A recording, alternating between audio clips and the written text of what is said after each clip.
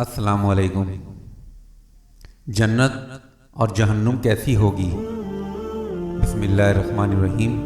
مرنے کے بعد دوسری زندگی جو ہمیشہ رہے گی، اس میں ہر انسان کی آخری منزل ہے، جو کہ جنت ہے یا پھر جہنم۔ لیکن آخر یہ جنت اور جہنم ہے کیا؟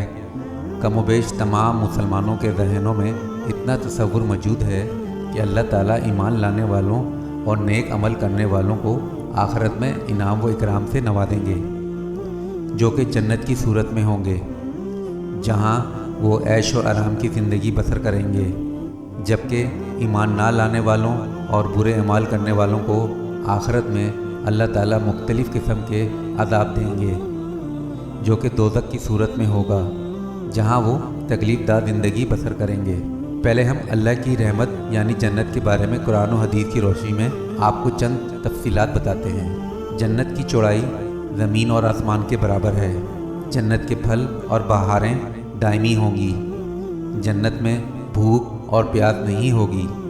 اہل جنت سونے کے کنگن اور سبز ریشم کے لباس پہن کر تکیے دار مسندوں پر مزے کریں گے۔ اہل جنت عقل پر اثر انداز نہ ہونے والی سفید رنگ کی لذیذ شراب پئیں گے۔ اہل جنت کے لیے ہیروں اور موتیوں جیسی شرمیلی نگاہوں والی خوبصورت بیویاں ہوں گی، جنہیں اس سے پہلے کسی جن یا انسان نے چھوا تک نہیں ہوگا۔ اب چند احادیث بیان کریں گے۔ جنت میں بیماری، بڑھاپا اور موت نہیں ہوگی۔ اگر جنتی عورت اپنے کنگن سمیت دنیا میں جھانک لے تو سورج کی روشنی کو اس طرح ختم کر دے گا جس طرح سورج کی روشنی تاروں کو ختم کر دیتی ہے۔ اگر جنتی خاتون دنیا میں ایک دفعہ جھانک لے تو مشرق سے مغرب کے درمیان ہر چیز کو روشن کر دے اور ساری فضا کو خوشبو سے معطر کر دے۔ جنت کے محلات سونے اور چاندی کی اینٹوں سے بنے ہیں۔ اس کا گہرا تیز خوشبودار والا مشک ہے۔ اس کے سنگریزے موتی اور یاقوت کے ہیں اور اس کی مٹی زعفران کی ہے۔ جنت کے 100 درجات ہیں۔ ہر درجے کے درمیان زمین اور آسمان کے برابر فاصلہ ہے۔ جنت کے پھلوں کا ایک گوشہ زمین اور آسمان کی ساری مخلوق کے کھانے سے بھی ختم نہیں ہوگا۔ جنت میں ایک درخت کا سایہ اس قدر طویل ہوگا کہ اس کے سائے میں ایک گھوڑا سوار 100 سال تک چلتا رہے تب بھی سایہ ختم نہیں ہوگا۔ جنت میں کمان برابر جگہ ساری دنیا اور دنیا بھر کی تمام نعمتوں سے زیادہ قیمتی ہے۔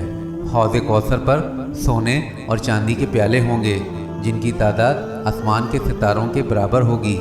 جہنم۔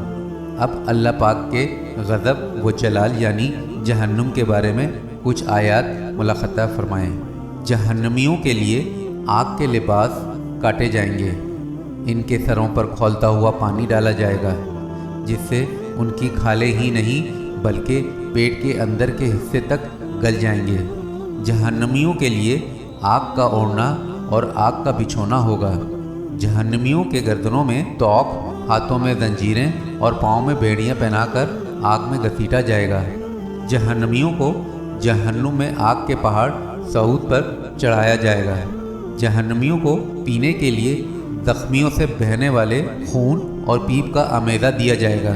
غلیظ اور بدبودار کھولتا ہوا پانی دیا جائے گا جو منہ سے لگاتے ہی سارے چہرے کو بھون ڈالے گا۔ بدمزہ، بدبودار، کڑوا اور کانٹے دار درخت جہنمیوں کو کھانے کے لیے دیا جائے گا۔ جہنم میں جہنمیوں کو مارنے کے لیے لوہے کے غرض ہوں گے۔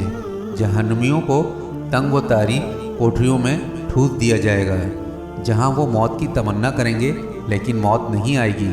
جہنم کے بارے میں چند احادیث مبارکہ بھی ملاحظہ کیجیے۔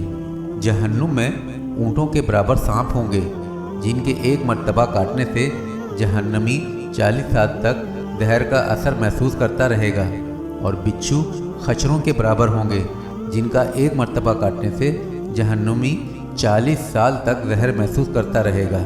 جہنمیوں کا ایک دانت عہد پہاڑ کے برابر ہوگا۔ جہنمی جہنم میں اس قدر آنسو بہائیں گے کہ ان میں کشتیاں چلائی جا سکیں گی۔ جہنم میں کافر کے 2 کندھوں کے درمیان فاصلہ تیز روز سوار کی 3 دن کی مسافت کے برابر ہوگا۔ جہنمی کی کھال کی موٹائی 42 हाथ तकरीबन 63 फीट होगी।